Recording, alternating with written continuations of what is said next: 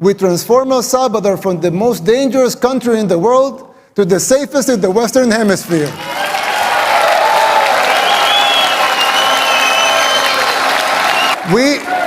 We did it by defying the global elites.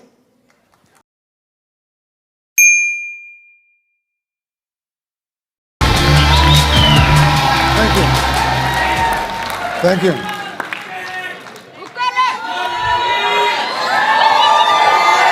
Thank you, thank you. Thank you very much. Gracias, gracias. Thank you, thank you. Gracias, muchas gracias, muchas gracias. Thank you, everyone. Thank you, everyone.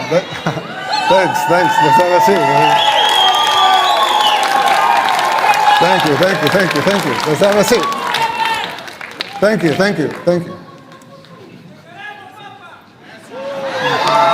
I love you too. Dear Matt and Mercy, thank you for the kind invitation to have me here at Cpac. It is truly an honor to be here just a few days after our presidential and legislative elections. Which, by the way, they pulverized the opposition. Yes. They say globalism comes to die at Cpac. I'm here to tell you that in El Salvador, it's already dead.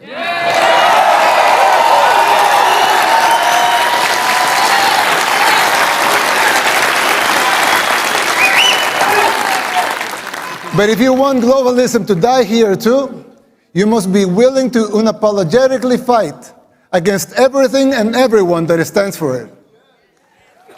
Fight for your freedoms. Fight for your rights. The next president of the United States must not only win an election, he must have the vision, the will, and the courage to do whatever it takes. And above all, he must be able to identify the underlying forces that will conspire against him. These dark forces are already taking over your country. You may not see it yet, but it's already happening. You don't see it as clearly because people are designed to see linear changes, not exponential ones. We don't always recognize how fast a problem can multiply and spiral out of control. The problem is much like the metaphor of the boiling frog. Once the water boils, it's already too late.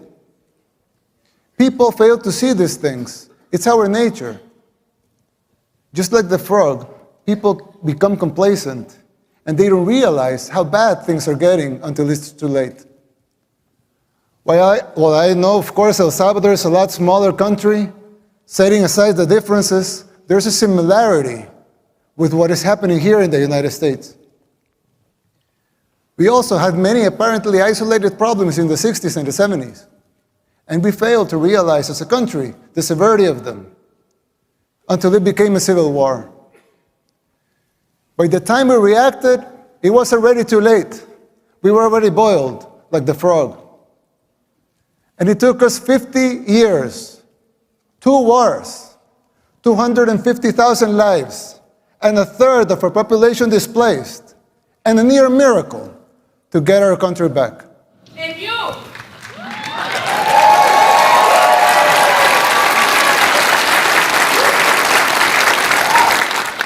As your friend, I want to issue this warning so you don't make the same mistakes we did in the 60s and the 70s.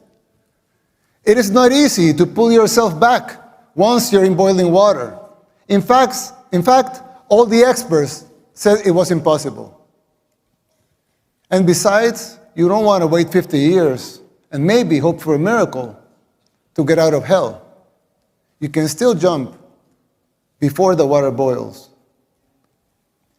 Some might say I'm exaggerating, but we can clearly see the signs of a declining society because our own hit rock bottom decades ago. It's like when we see someone getting sick. First, it's maybe just stomachache, or a headache, or a small fever.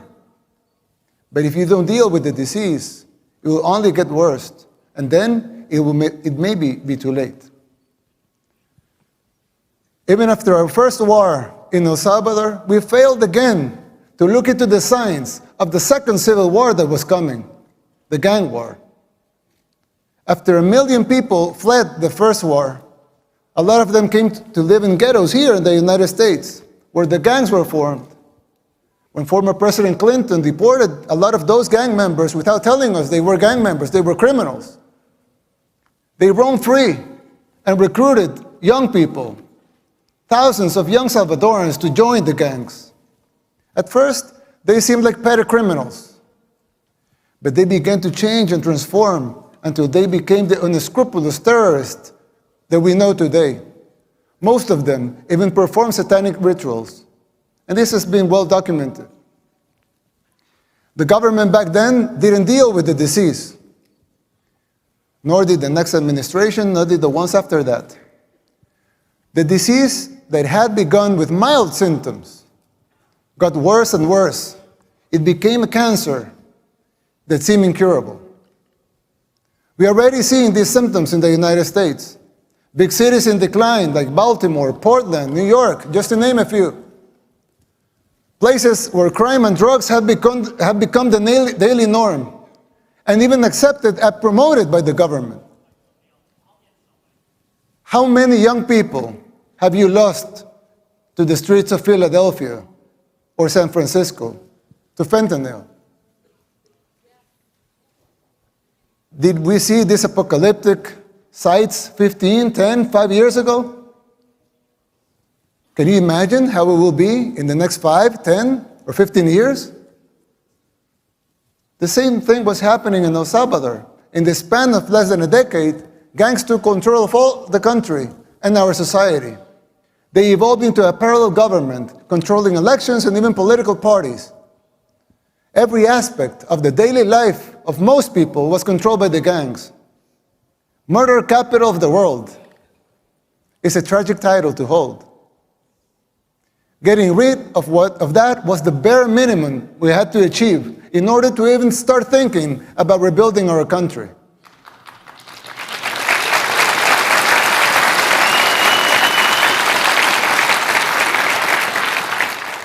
But jumping out of the water when it's already boiling is an almost impossible feat.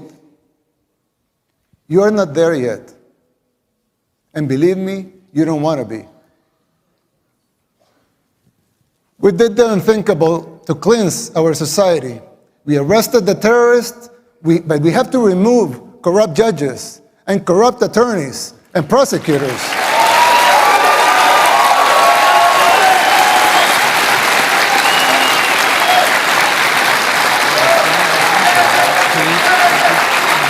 Thank you.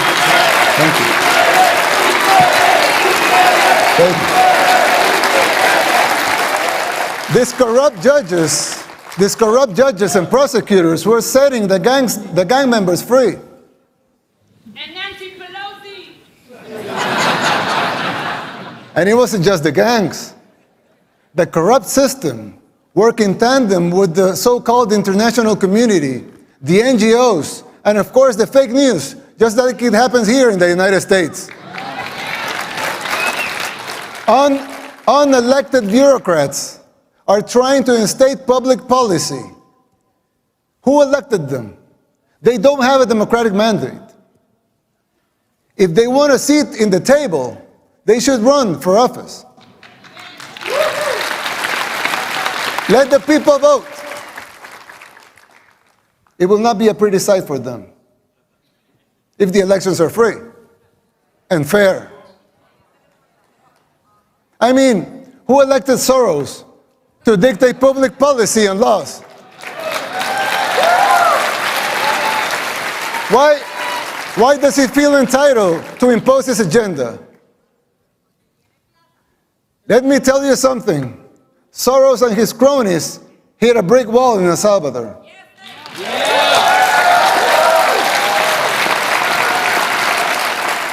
Thank God, and all the glory be to him, Salvadorans are now immune to his influence. No one believes his lies anymore over there. We just had free and fair elections. And we won in a landslide with more than 84% of the vote.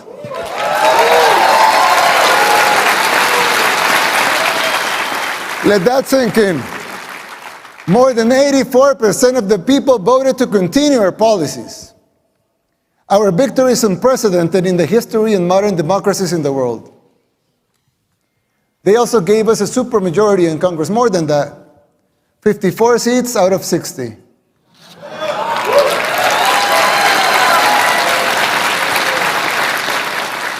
"57 if we count our allies.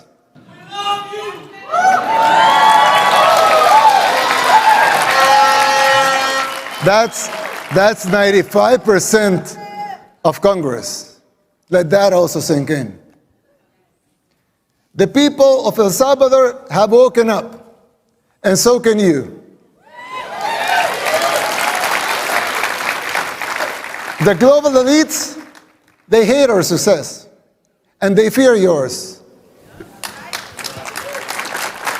The people's free will to choose their leaders is something they despise because they cannot control that. You have experienced this firsthand here in the United States. The global elites control the mainstream media, they finance campaigns, district attorneys, to mention a few. They abuse their powers. They persecute political opponents. In El Salvador, we don't weaponize our judicial system to persecute our political opponents.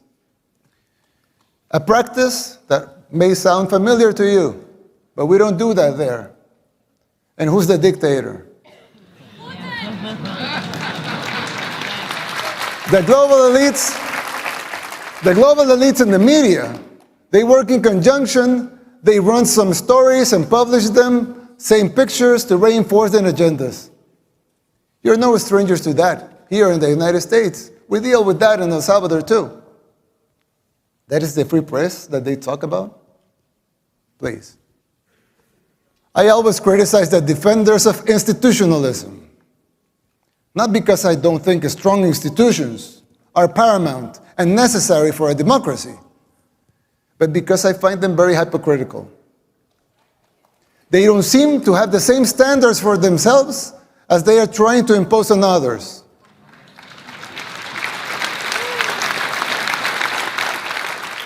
But there's yet another component that is more dangerous than a simple double standard.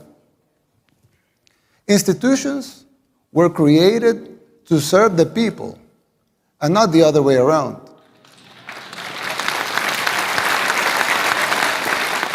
Somewhere along the way, those people forgot their fundamental purpose, which is more important than the institution itself. When the judicial system was created, it was created out of the necessity to bring justice. But now, it seems that survival and control of the judges, of the AGs, among others, are paramount. And the need to bring justice is merely a little more than an afterthought. Another example, the police was created to bring law and order. Let them seek law and order then. But now some of them are even afraid to do their job because they fear the consequences for doing it. They should be encouraged to fulfill their foundational roles without fear of repercussions that distract them from their missions.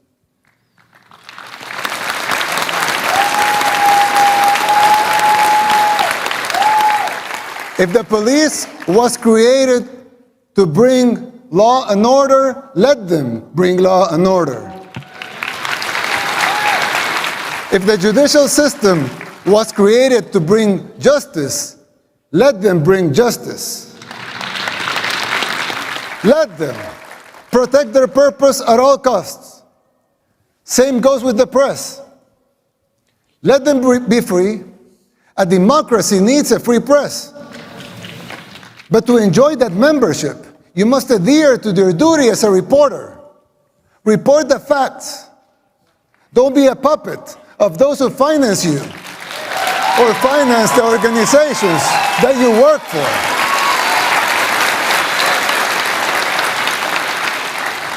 Your freedom of speech will always be protected. We believe in free speech. Everyone here believes in free speech. Your free speech will always be protected. But don't call yourself a journalist if you're just an activist.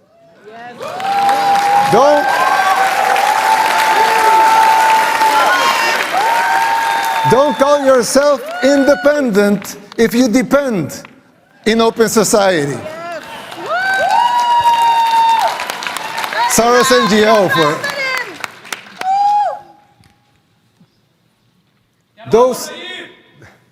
those sacred institutions have morphed away from the reason they were created. We should not defend those institutions for the sake of being institutions. Instead, we should defend the principles that created those institutions in the first place.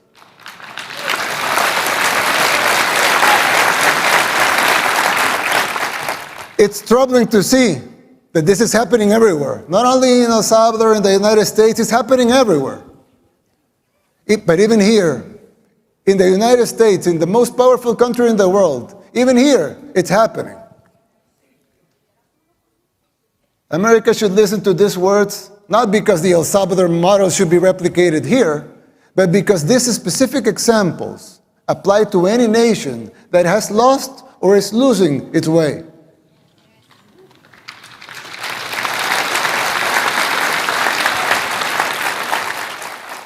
Ask yourself why this is happening, who is supporting it, and whether it's by ignorance or by choice. And fight it.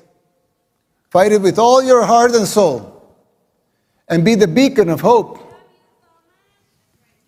And be the beacon of hope that your founding fathers, with all their faults like every human being has, dreamt for your country.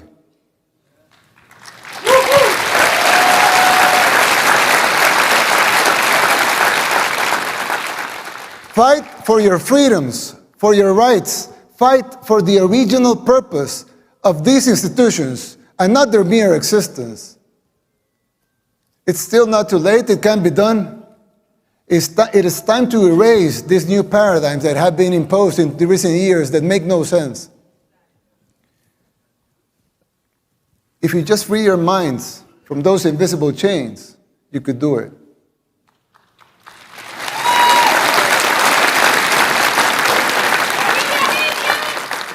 This shift is an extremely dangerous trend that undermines these institutions. Effectiveness and their credibility is at stake, both home and abroad. This is a warning from a friend. You should adhere to their foundational principles and purposes and denounce this new institutionalism. Now, you would think that's it. As it wasn't enough, right? But unfortunately, there's more. There are other symptoms that are even more difficult to diagnose. For instance, the financial situation of the United States. When I talk to my conservative friends right here, they always tell me that the problem is high taxes. But they're wrong. Of course, high taxes are extremely high here in the United States. I give you that. You're right in that. But that's not the real problem. The real problem is not the high taxes themselves, but the fact that they are not even really funding the government. Not even those high taxes, higher than a lot of places in the world, not even those taxes are really funding the government. So who's financing the government? Government is financed by treasury bonds, paper. And who buys the treasury bonds? Mostly the Fed. And how does the Fed buy them? By printing money. But what backing does the Fed have for that money being printed. The treasury bonds themselves. So basically, you finance the government by printing money out of thin air. Someone could ask, well, so if the government can print unlimited amounts of money out of thin air, why do they collect taxes?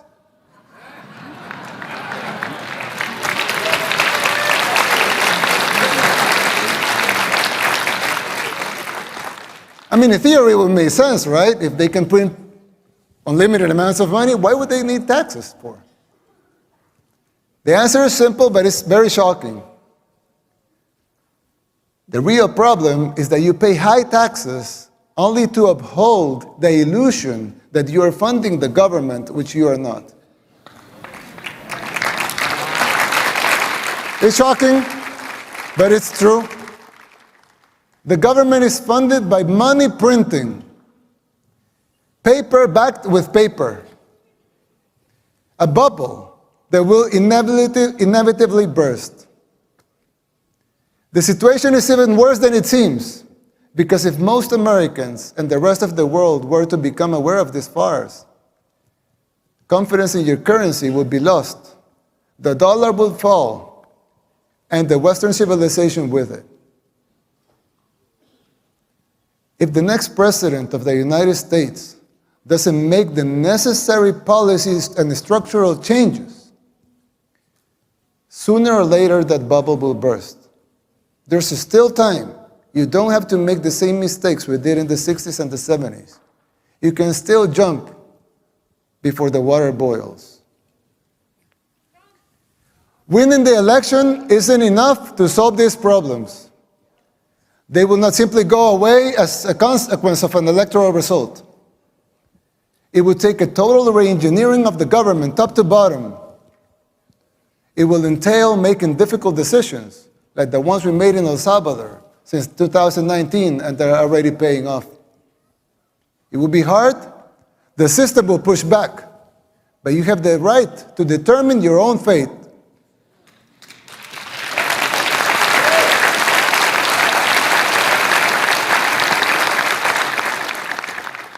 Salvadorans did the same. The decision for the direction of our nation was ours, and it continues to be ours. We didn't tolerate being told what to do. In doing so, we did the unthinkable. Against all adversity, we transformed El Salvador from the most dangerous country in the world to the safest in the Western Hemisphere.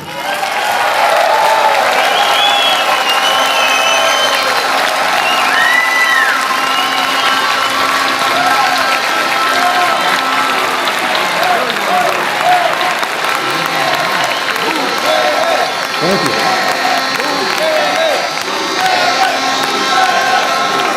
Thank you. We did it by defying the global elites. We told them no more. And that is my message to you. Put up the fight, because it is, in the end, it will be worth it. It has been for us, and you will have your country back. May God bless you. May God bless the people of the United States. May God bless El Salvador and the future of both our nations. Thank you very much.